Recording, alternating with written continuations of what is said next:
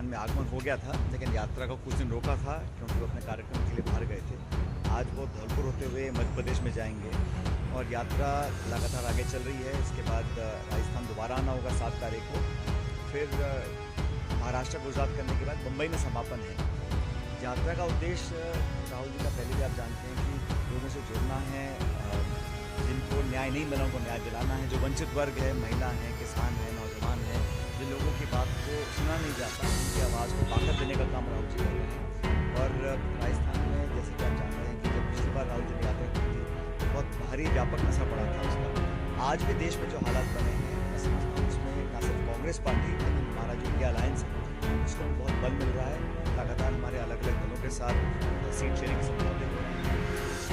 Samajwadi party और आम आदमी पार्टी बहुत जल्द बिहार महाराष्ट्र में अनाउंस करेंगे।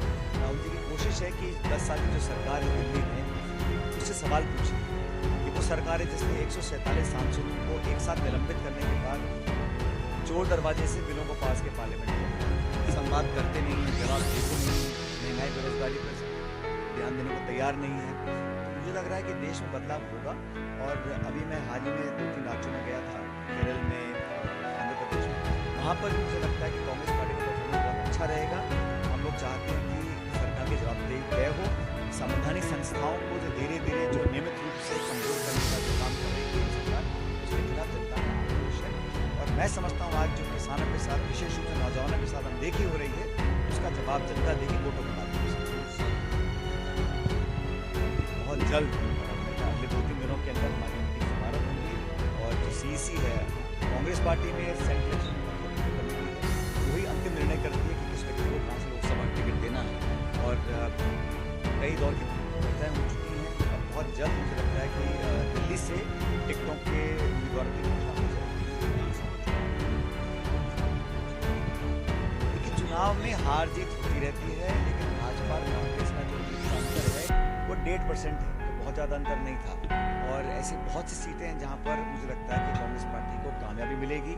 और भारतीय जनता पार्टी का जो रवैया रहा है, और ये जो भाषण में देखता हूँ कि 300 पार, 400 पार, 500 पार, अगर इतना मजबूत भाजपा अपने आप को समझती है तो फिर तमाम कांग्रेस नेताओं को या विपक्ष के नेताओं को अपने से जोड़ने की तो उन्होंने वो जिद पकड़ी हुई है।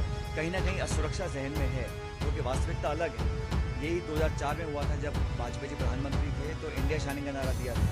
इंडिया शाइनिंग करके उन्होंने चुनाव 6 महीने पहले करवाए और फिर सरकार कांग्रेस पार्टी की बन गई। आज धरातल पे लोग आक्रोशित भी हैं, असहज भी हैं, बोल नहीं रहे। जैसे वातावरण ऐसा बना हुआ है, किसकी छापा पड़ जाए, किसके यहाँ पुलिस आ जाए, इनकम टैक्स आ जाए, ईडी आ जाए, सीबीआई आ जाए, इन सब बातों से लोग सहमे हुए हैं, इसलिए बात उनके बोल नहीं पा रहे हैं। लेकिन विपक्ष की एकता को देखकर एनडीए और बीजेपी कमजोर हुए हैं। और हमें लगता है कि आप देखो इंडिया अलायंस की जो पार्टी का वोट शेयर है वो 65% है। इसको देखकर बीजेपी के अंदर कहीं ना कहीं और इसलिए वो कोशिश कर रहे हैं कि माहौल बनाया जाए।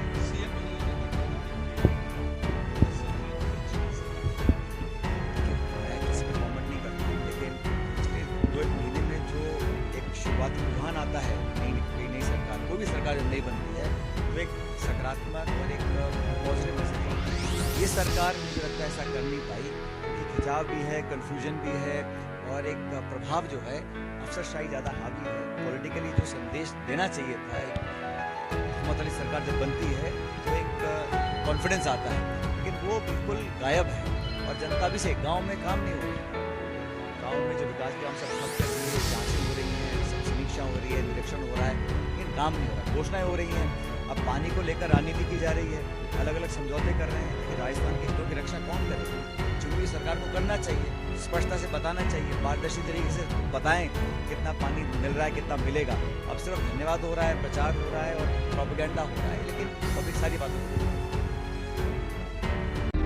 सच दिखाते हैं और सच को देखने के लिए हमारे चैनल को लाइक करें, सब्सक्राइब करें और बेल आइकन दबाना बिल्कुल ना भूलें।